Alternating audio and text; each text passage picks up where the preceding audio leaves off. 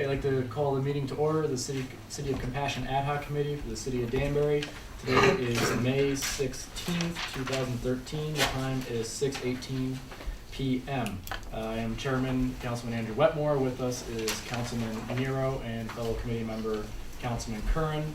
For the record, I'm going to start on my left and I'm going to start on my right because she's not looking, to just introduce yourselves and your capacity here if you have. All right, my name is Anthony Asmar. I'm from Western Connecticut State University. I'm entering my sophomore year and I'm studying Justice and Law Administration with a concentration in criminology. I'm Bella Lopes. I work as the case manager for the Connecticut Junior Republic. I'm on the Compassion Committee. I am Dr. Chris Cook. I'm professor of political science and director of the honors program at Western Connecticut State University. Wayne Shepard, Chief of Staff, Office of the Mayor. I'm Dorothea Orsi-Lodson. I'm a certified veterinary technician. I'm here as an observer, and I submitted the letter that for Exhibit A. I'm Bruce Trimolo. I'm Economic Development Director, City of Danbury. Mike Bosco, Creative Writing major at WestCon, Compassion Committee. Adriana Blackwell, Global Studies major at Western Connecticut State University, also part of the Compassion Committee. Very good. I'm going to start off with accepting a letter, as we're actually going to enter in as Exhibit B as to members of the committee. So there's no confusion. There was an Exhibit A entered at the first meeting that this was called for our consideration. To start with, I believe we have a brief presentation. I'm going to turn it over to Anthony. What did you want to start? Dr. Chris Cook, or Anthony, if you'd like to start. It is on, looks like, two different laptops for the observance of the members of the committee. Okay. All right. So as you know, we're coming here today to discuss the idea of making Danbury a city of compassion. So what I did was I just put together a PowerPoint giving a brief description of what it means to be a city of compassion and some of the history behind it. Do you want to use it? So first, why should Danbury sign the Charter for Compassion? So far, 16 cities has already signed the Charter for Compassion. These cities include, but are not limited to, Seattle, Washington, Louisville, Kentucky, Houston, Texas, Djibouti, and Groningen in the Netherlands. If adapted now, Danbury, Connecticut would be the first city on the east coast of the United States of America to sign on to the City of Compassion. 70 cities are currently in the process of trying to become compassionate cities. They're in the same stage that we are now. Again, these cities include, but are not limited to, the Amsterdam in Netherlands, Anchorage, Alaska, Belfast, Ireland, Cincinnati, Ohio, Dallas, Texas, Dubai, Los Angeles, California, Toronto, and Vancouver. Just to give you a heads up as well, Atlanta and New York City are also in the running. So right now we're in a somewhat of a way a neck-to-neck race to become the first city of compassion. Yeah, for the East Coast. A detailed history of the Compassionate City Initiative. This all began in Seattle out of an event in 2008 called the Seeds of Compassion. It brought together a lot of big individuals in peace studies and also compassion, including His Holiness the Dalai Lama, who just came to Western Connecticut this year, and Archbishop Desmond Tutu. 154,000 people attended this conference. So it was a big deal. So compassion truly was something big in the city of Seattle that year. What they did was examine how to make families, children, and social programs be sources of compassion in the community. So it was just kind of a giant think tank on compassion. Out of that conference, Karen Armstrong, who is a renowned historian, and she focuses a lot on religion, but on cultures as well. What she did was she wanted to figure out what can we do to try and create first like a definition of compassion as something other people can sign on to. She presented at the TED Talk, which actually Dr. Cook just presented last week. And Karen Armstrong, what she did was receive 150,000 submissions from people all around the world, from different creeds, religions, and demographics, about what it means to be compassionate. She then took that and compiled it into one kind of letter, or which she called the Charter for Compassion, which is on the next slide. And out of that was formed the Compassion Action Network in 2009 in Seattle. It's a 501c3 organization. And the goal was to spread the adoption for the Charter of Compassion. I don't know if you want me to read through the Charter of Compassion now, since we have it. I think we exhibited it. I would keep this as brief. Yeah. Basically, there's 4 different parts to it. Okay, let's hit on those points. Yeah, so just pretty much overall, it's just trying to bring people together of all different creeds, all different religions, all different races, saying that we need to kind of accept each other as human beings, and at the most fundamental level, like we are like each other. And because of that, we need to be compassionate with each other as well. So that's the brief history of the Charter of Compassion. Also, the United Nations was involved. What the United Nations did was they did a study on who is some of the most influential people in the world. And what they found out was actually mayors, because of their direct involvement with their constituencies, as well as their position at the intersection of crucial sectors. They are among the most influential change agents in the world, and that's quoted by the United Nations.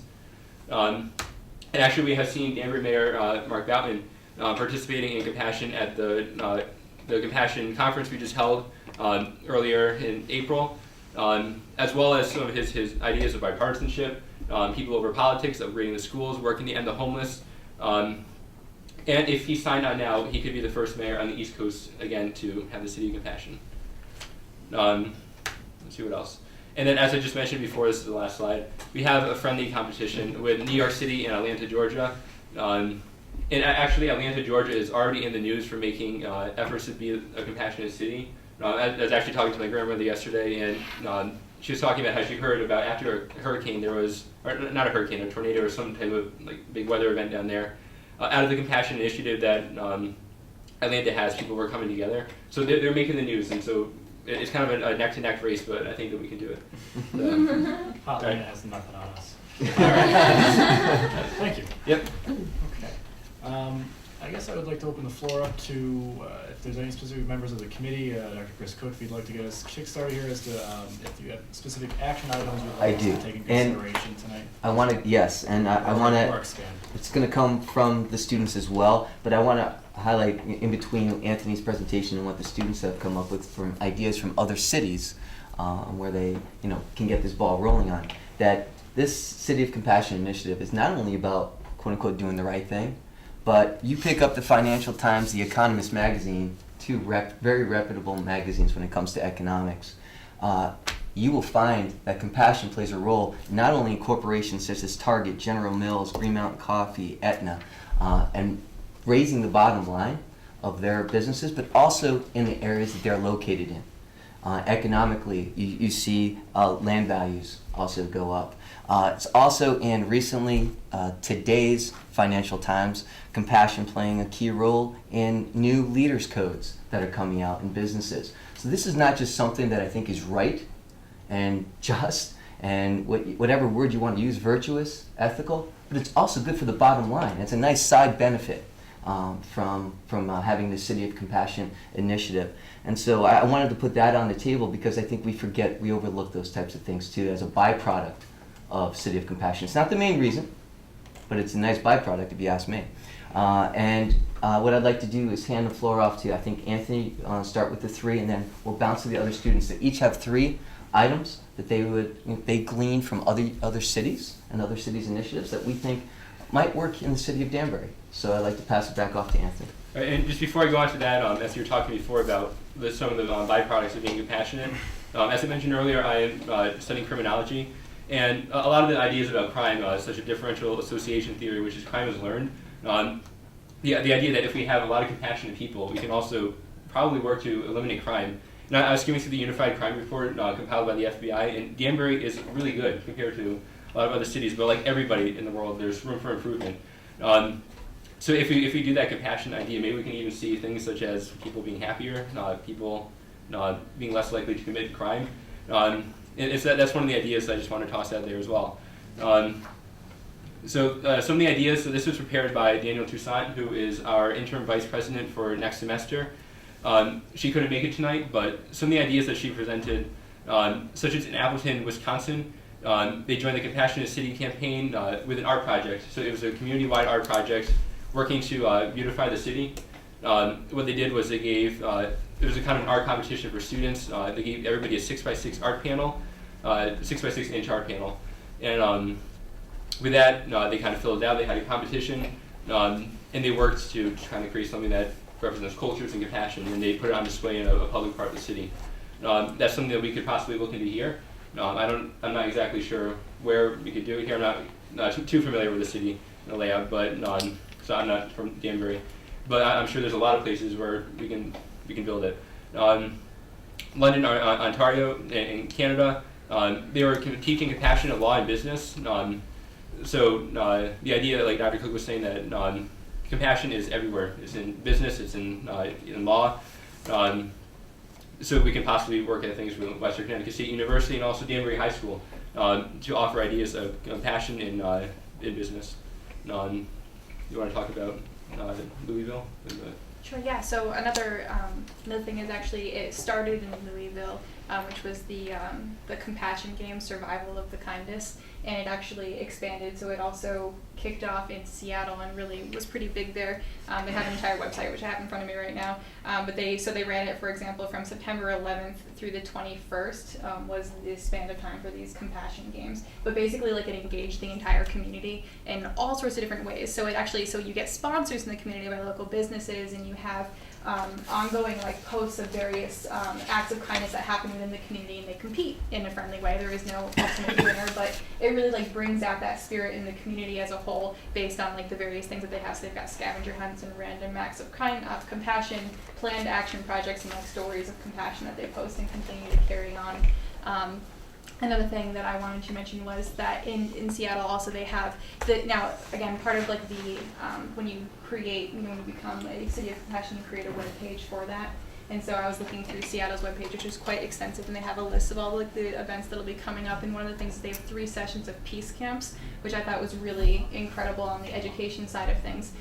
So they ran 3 sessions, and there's they just charge for that, so it's not completely volunteer system, but the point being is to cultivate and instill compassion and peace within the students. So all activities and curriculum and planned things around that was to instill peace. And I know that it sounds awesome too. But yeah, the other thing that I wanted to mention was I'm probably going to butcher the name of this, but Kairodero Village in Pakistan has also been affirmed as a like village of compassion. And the reason I bring that to the table is because when I was looking at that, I was blown away by really, because this village is almost like a petri dish in a lot of ways, and how like when we were able to like treat that with compassion in that community, how it like changed that entire community, even though it's such a small community and it was in such a need. But it started with a community center, and it grew from there. Out of that community center, the kids really wanted a playground, and they built a playground. And from there, and actually even on the playground, one of the walls of the playground, they have the Charter for Compassion painted on it. And they have on another wall random acts of kindness that the kids would write on there, with the goal of having 1,000 random acts of kindness painted on this wall by these children who had either observed it or had happened directly to them, and they're halfway to that goal. And the reason that like strikes me so much is I'm also an employee, a part-time employee of Jericho Partnership, which works with some of the 8 worst streets of Danbury over right around Spring Street. And that's some of the vision for their Spring Street Community Center. Is they started with the community center. Now they're working on the playground was the next big vision for that, and really continuing to expand from that. And I just think that's a beautiful vision, and I love the success that that's had in cultivating compassion in that village of Pakistan. Yeah. I'm going to kind of ring this in a little bit. All right. You guys have amazing ideas. Here's the issue that I'm foreseeing right now.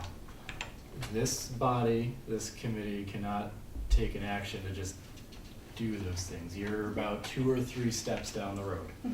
We do have an infrastructure set in place, so to speak, within the city, within our educational system, within our business community, to make those things happen. I look at you talking about doing a community art project. We have Escape to the Arts. We have an amazing art program at Western Connecticut State University. Not too far away, we have the Aldrich Museum that does a lot. Here's the fundamental issue with this. We at this body, at this stage, it's a little too advanced for what we can interact and do. It's out of our reach. That's why I just want to try and kind of refocus a little bit. Your ideas can happen. And can happen very easily with these connections coming together, and I think it's going to start with the mayor.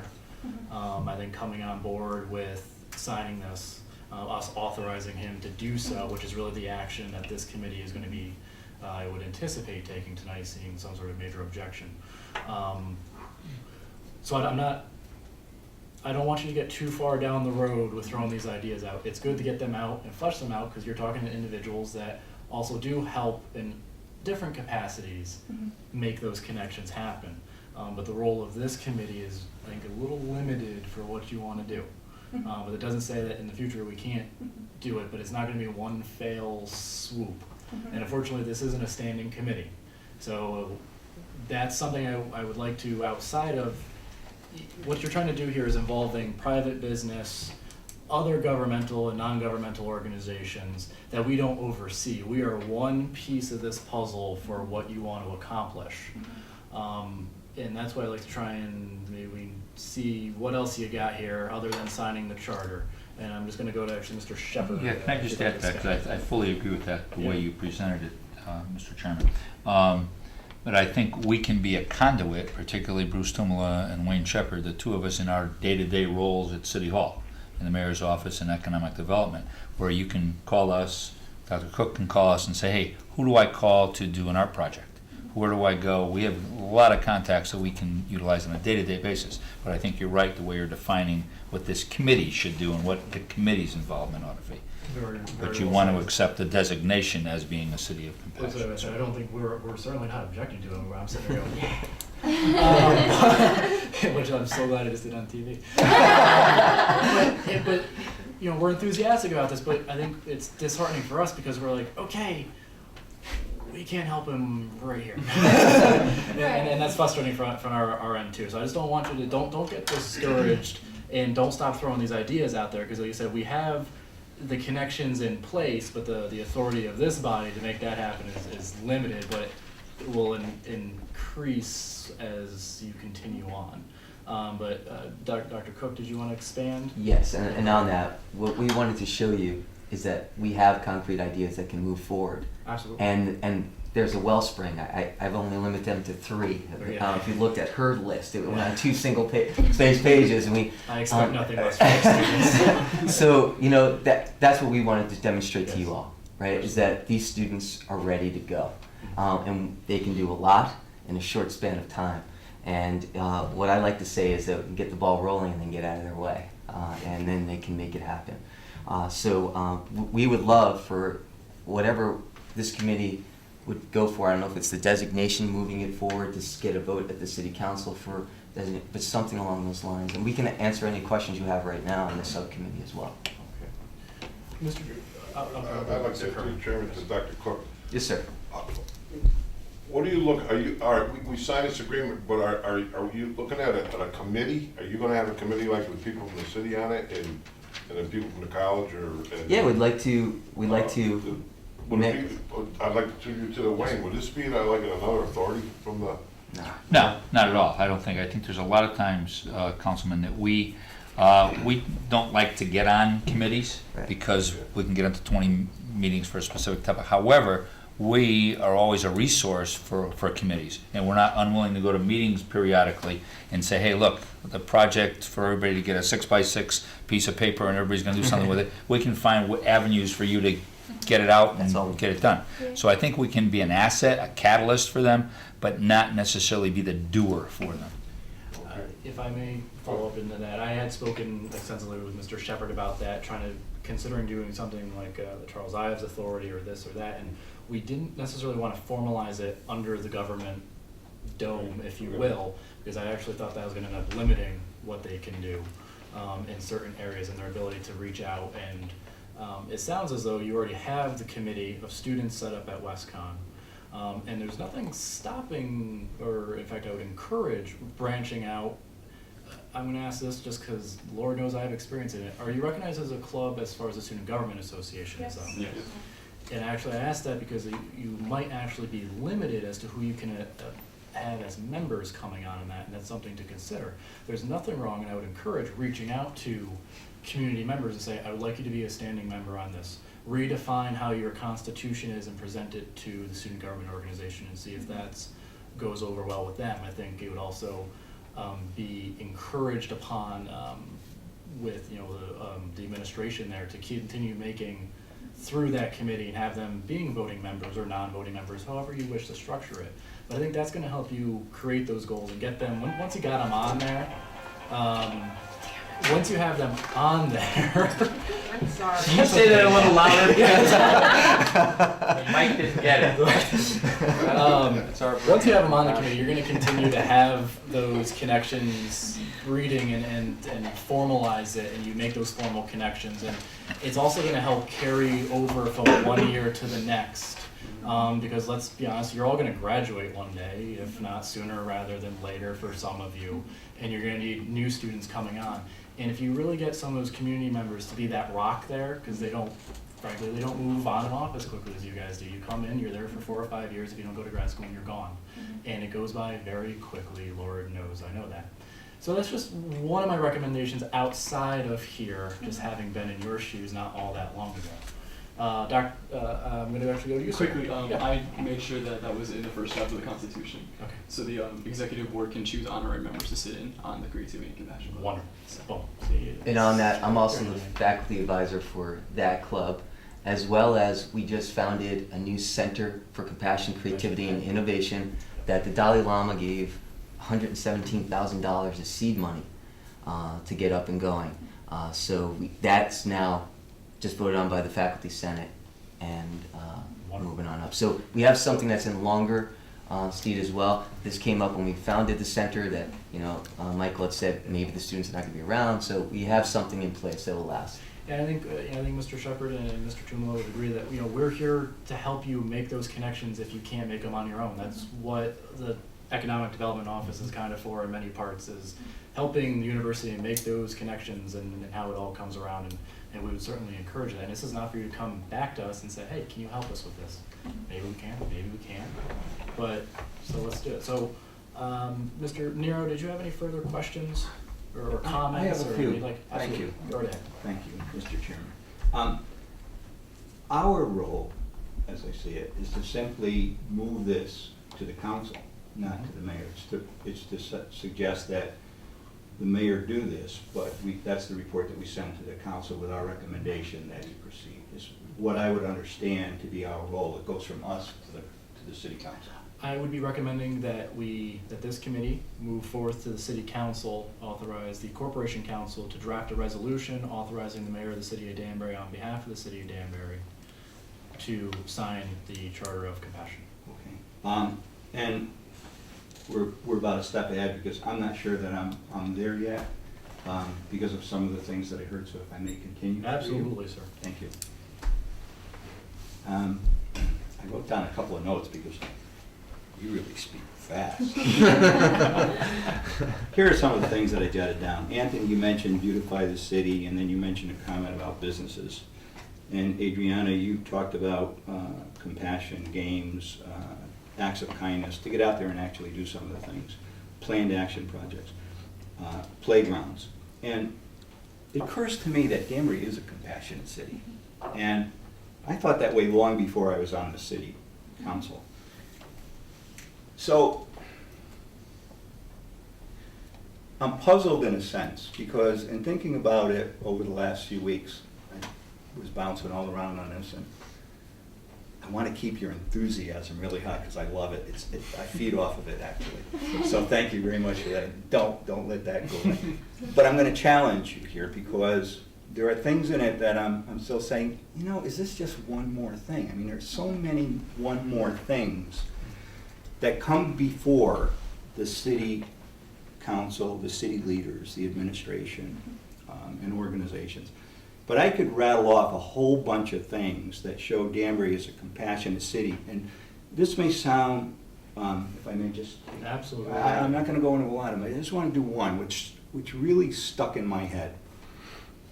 There's an ordinance that when it snows and the mayor calls you up, you got to get your car off the road. And that's a law. You got to do it. But some years back, the city said, we just can't say get your car off the road. Let's give them a place to put their car. That may seem simple. But when you've got a car and it's sitting on the road and you don't know what you're going to do with it, and the city says put it in a garage, you could park in the garage. That may sound really simple, but that is a simple act of compassion. And I could go down a list. I won't do that now, but I can go down a list of compassionate things that the city has in place. So there are two things in being a city of compassion, in my mind. You may not want to jot that down because I'm There's not an sure if idea. these are the best things. I don't want to forget my But idea. two things. One is you need leadership and administration that's compassionate. And the second thing is you need a community, a population, that are compassionate people. And I thought about coming here tonight with just a simple white shirt that, and I was going to put the letter B and then nice on it. Be nice. Maybe we need 20,000 t-shirts that we all wear one day a week that say be nice. I don't know what all of these steps need to be, and that's why you need committees to do all of these things. But what I'm trying to do is go from what I see Danbury as to what signing this charter or recommending that the mayor sign this charter, except that we're on a list with Dubai and Amsterdam and New York. And I think that's probably great stuff. Look at this on the list. Yeah. But there's nothing in there that's substantive that says to me, we really need to do this to make Danbury different. I think we need to package and market ourselves better as a compassionate city. And this is no reflection on anybody, believe me. But to me, I think that's important. But for me to just say, oh goody, let's go ahead and do this because it's really going to make a difference, I'm still in the same position as trying to understand how what you're presenting tonight changes from what I heard last time that we got together. That doesn't mean I don't want to go along with you. It just means that I have difficulty saying this isn't just another thing. So that's really all I have, Mr. Chairman. Thank you, sir. I think, and I applaud, I think you, the students did come back this evening with some more concrete ideas on how locally they want to get this ball rolling. And I think what we're trying to accomplish here tonight, Mr. Nero, is that we're going to, I think as Dr. Cook said, is move the boulder out of the way. It's an ongoing thing. I think in city government we tend to like things that are concrete, one and done. You know, here's $5,000 for textbooks, you're all set, that's it. This is going to be an ongoing thing that's going to be consistently evolving. And I think signing on to this, if I understand it, is going to be opening it up to not just a list, but to idea sharing, connections throughout the country to bring people and share ideas and share innovations on how to better improve the community. So unfortunately, we don't get to say we did that, Mr. Nero. I think the students and the members that want to move forward are going to be doing that, if I understand it correctly. Did I help understand? And it's tough because you're right. There is very little that is concrete here for us. It's kind of, and I understand what Mr. Nero was saying is that it's just another idea. It's a community group hug. It sounds like to us because again, there's very little concrete, but I don't think we can see the concrete being poured until we let them loose. Is that a good analogy? Sure. May I just, yeah. Yeah.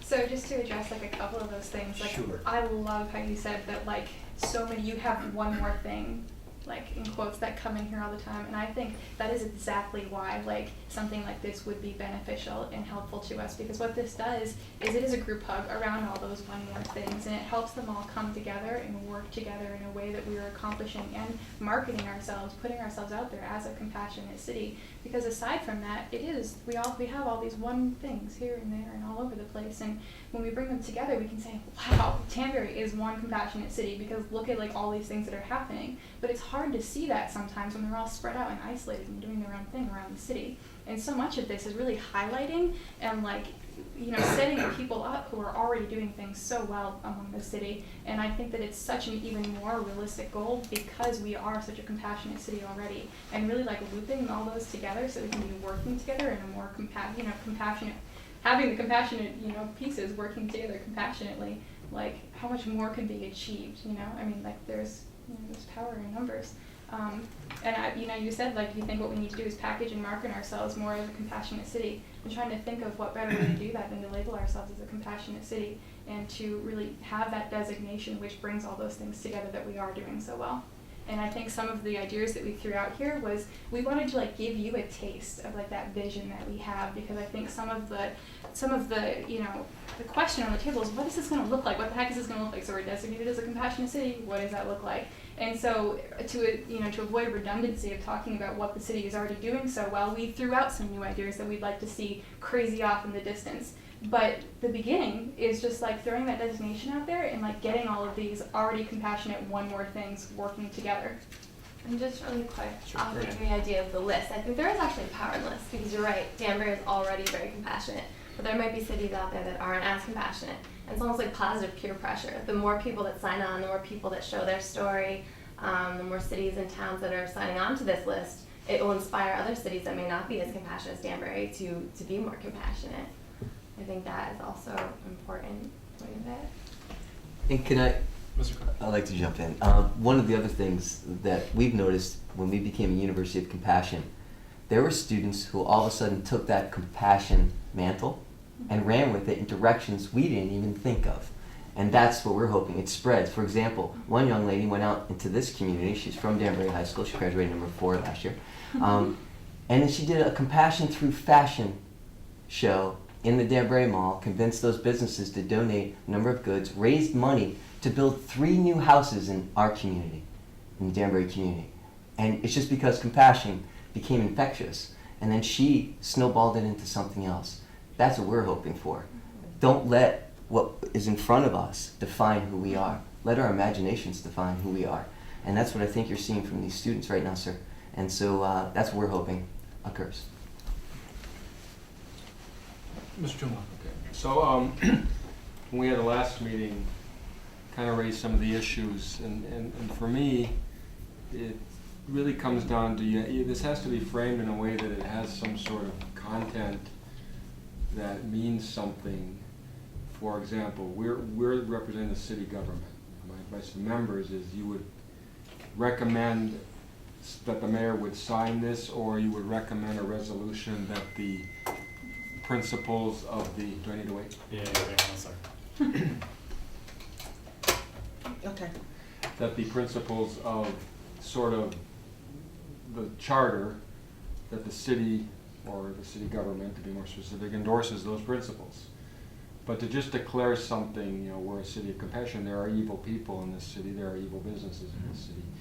But if you say more substantively that the city endorses these principles, that's something like, you know, we can grasp.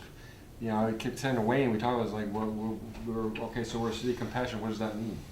And does it have any? It doesn't have any real value. But if we say, okay, we endorse the charter of compassion, whatever it's called, you know, these are the kinds of things that nobody could object to the principles of the thing. But we don't really. There's not a whole lot of kind of content to it without framing it in a way that says, if we sign this and become a quote city of compassion, what does that mean? And you know, I'm not voting on this, but if I were voting, I would want to know what it means. And I don't, that, you know, from a positive standpoint. From a negative standpoint, I also want to make sure that it doesn't have any association that would negatively affect the city.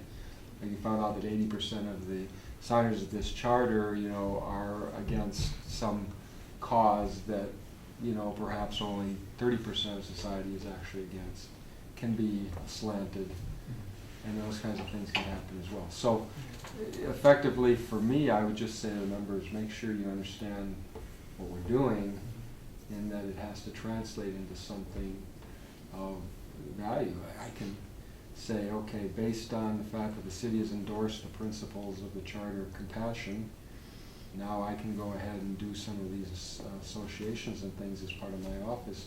That's something for me. To just, you know, have this thing that's like cotton candy. You know, when I first heard about this, I thought of that old song where she's talking about students against the treacherous use of fur, and she goes, "Fur's already dead, and it doesn't make a good acronym." And I was like, this reminded me sort of that. It's like, what is this? But then we look into it, and like you asked us to, and we looked at their charter, and you know, it's kind of sort of the thing that we should endorse as a city government. But what does that mean? And so when you guys are convinced that that means something, you should vote for it. But until then, I think you should ask that question. And that maybe is your challenge to define that. What does that mean? If we endorse those principles, what does that practically mean? I'm talking about practical now, not philosophically. Mr. Nero? Thank you, Mr. Chairman. And again, through you, to Dr. Cook or any of the students. If I could hear, if you sign on to this charter, here are three things that will happen, or three positive things that will happen. If you don't sign on to it, this is what could happen. Something else, I need something else in order to vote for this to move forward, other than to simply just go along and say, okay, well, at least it goes down the road one more step and we could hear about it again. I really don't want to make my vote based on the fact that I know it's going to move down the road, because I really think it will, and we'll get to hear it again. I want to base my vote on what I truly hear from what you're saying, and from what Mr. Tumala said. What I pulled out of that was the same thing that I was saying. He said it a little bit differently, which I'm grateful for, but it's almost like if you don't sign on to this charter, then this is how you'll be perceived. And if you do sign on it, this is how you'll be perceived, and this is what happened. If you can give me at least just 3 specifics, one way and the other way, that would really go a long way to help me figure out how I want to vote on this. So I'd like to leave that open, if that's okay with you, Mr. Chairman. Sure. Go for I'm it. gonna take that. Well, I was thinking about what you're saying, and it does make sense that you want to make sure that the repercussions aren't something that's going to negatively affect the city. I think looking at the other cities, and just statistically, with all the cities that have signed on, and going with pros and cons, not signing on isn't necessarily going to have horrible repercussions, but signing on, looking at all the cities that have gone through this already, all the amazing things that have happened from signing on. There hasn't been one news article about a negative outcome for signing on to a City of Compassion, but there's been an enormous amount of positive. And any of those things that you could list would be any of the ideas that we've given. These are some of the things that we would like to put into place. And I guess it comes down to, it's, signing on has so many pros. There really are no cons to signing on. You know what I mean? And not signing on, nothing horrible is going to happen, but it's going to kind of put a roadblock in some of these things that we really want to move forward with. I know that doesn't specifically concrete answer the question, but I think that everything that we were touching on were those reasons, and we could list 3 and we could list 30. How would it put a roadblock into what you're trying to do if we didn't sign? Make certain things more difficult. I think one we wouldn't be able to connect with the networking, the global network of people who have signed on to this. We wouldn't get to participate in that community, which is really important for us to make those connections. I think, and it really comes back, I think, more to if not signing on isn't going to have a horrible effect. But signing on has so many benefits, and signing on has really no disadvantages, is what I'm trying to say. It seems like it would just give it a lot more weight than just a group of students or a group of interested community members coming out. We are working with this organization. We have this, common ethos that we're working towards something together, rather than just a group of people coming up to the Mercurial Art Gallery or the Dorothy Day Center saying we want to do this. We could say we're working with the Compassion Action Network of Greater Danbury, and we want to do this. It just gives it that much more weight. So I'm not sure if it would be a roadblock, but it would definitely clear the way. Yeah. So it gives you an association and credibility that you might not intrinsically have without it, or without anything. Yeah, I think weight's the right word. And I think you phrased it well when you said it's not saying that Danbury is compassionate in everything we do, because obviously that's not true of any place in the world, but that we stand behind the principles of compassion. Signing the charter doesn't mean that everything is going to be all compassion in Danbury, but it says that we as the city believe in this. And that principle is what I was suggesting was something that has some content. Right. An association with principles that the city government endorses, that's something. Just saying we're City Compassion really isn't anything. Right. And the Charter of Compassion states that we want to follow the golden rule, and that's something that is universal. We want to treat people like we would be like to be treated, and not treat people like we wouldn't like to be treated. And that's the principle that the City of Danbury would stand behind and say, we endorse this, we want you to live this way, we encourage this. Yeah. We'll back this up. Go ahead, Mr. All right, I'll just try. I mean, And I'll reserve my comments. we've been designated as a sister city to a couple of communities, and is there a downside? Is there an upside? We are the sister city to couple of cities worldwide. We're designated, I think, as a tree city or something. Yes, are we not? 22 And years. okay, is that going to downside or an upside? I don't know, but we are designated that. I mean, you're starting to take Peter, as you were talking earlier. All you have to do is to say we'll accept the designation as being a compassionate city. That's it. We accept the designation. We don't have to go proactively and work with these youngsters, but we can be a part of it, a conduit, a catalyst to making it work for them. And as I think that's what Bruce and I do every day anyway. But we are designated as other things, sister cities. We're designated as the tree city. So we have other designations that I would challenge you to come up with. What's the downside? And I don't know that there's a big downside here. That's just my thought. If I may, feel free to disagree with this. So I got as 3 benefits of us getting out of your way, as I like to put it. 1, we're giving you a sense of community identity to reach out with. 2, with that identity, it's giving you a sense of weight because you have an identity and you have further connections. And then 3, you're giving this community, not just the West County community, but the Danbury community as a whole, a global ability to reach out and make connections on every different level, both governmental, non-governmental, business, non-business, in every fashion. It's helping, opening you up and open this community up to a different pool of ideas and innovation. Yeah, I got a lot of head shakes up and down. That's a good thing. Go for it, Peter. Thank you, Mr. Chairman. Let me go back to what Wayne said, because I think he said it in one sentence, what everybody's been talking about here. Probably I've used too many words for it too, but I think he said it in actually one sentence. All we're doing is saying that we'll accept the designation, which means pretty much, in my mind, nothing. Now, I know nobody probably wants to say, yeah, well, it does, because then everybody go, ooh. But, really, to me, it's like, we're doing all of these things already. And now a group of students from WestCon has this great, beautiful plan, which is super. To me, it's a marketing plan, great marketing plan. And all they're saying is, if you accept being a city of compassion, we will take it from here. And we need maybe to come in and see Wayne or Bruce occasionally. Yes. Mm-hmm. But it costs your city nothing, except for your time, and you guys work That's a couple very of, valuable. well, yeah, but you guys work a couple of There's a high price extra on hours that. a week anyway. So I'm thinking, what do you think? And you're both still young.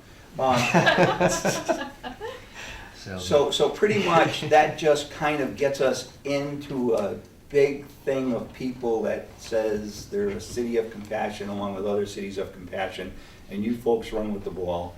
And so I'm pretty much talking about, and I don't mean this, believe me, I don't mean this negatively at all, but I'm driving over here tonight and I'm trying to catch a cloud with a butterfly net, because that's kind of the image I had. It's like, how do you do that?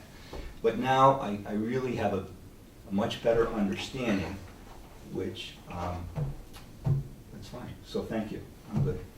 Very good. Yeah. I'd just like to say one thing. I mean, we sit here in committees week after week, and there's usually a downside to something in the committee meeting.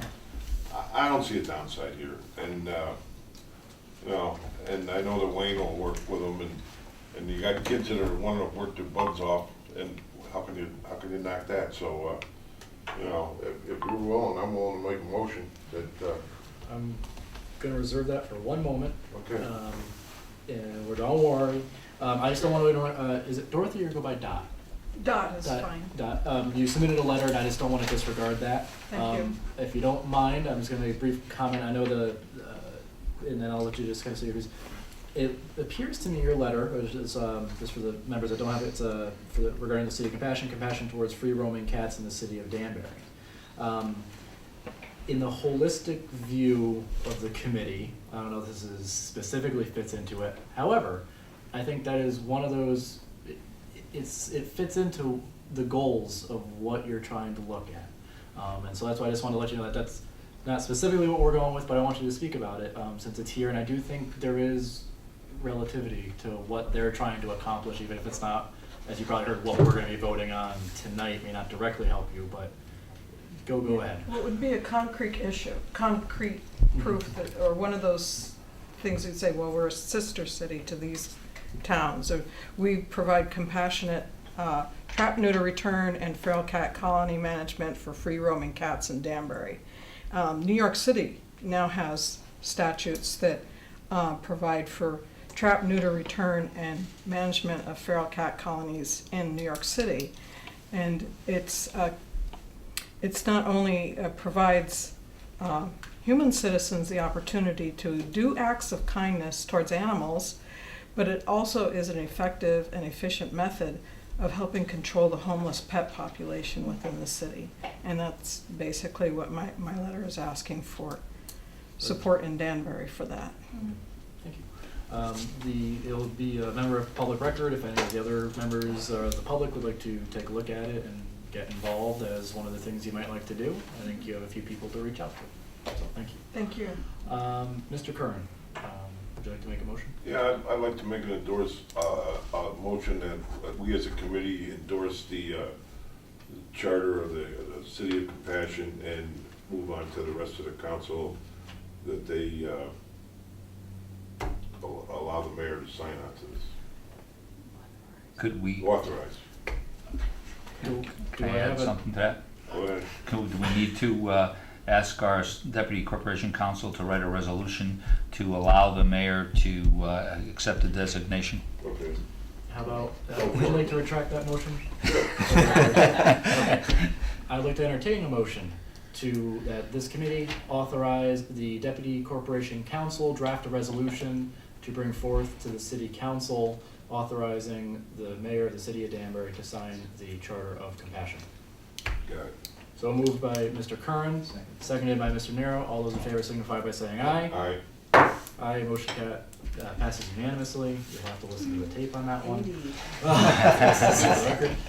Is there any other business for this committee for consideration? Once, twice, sold.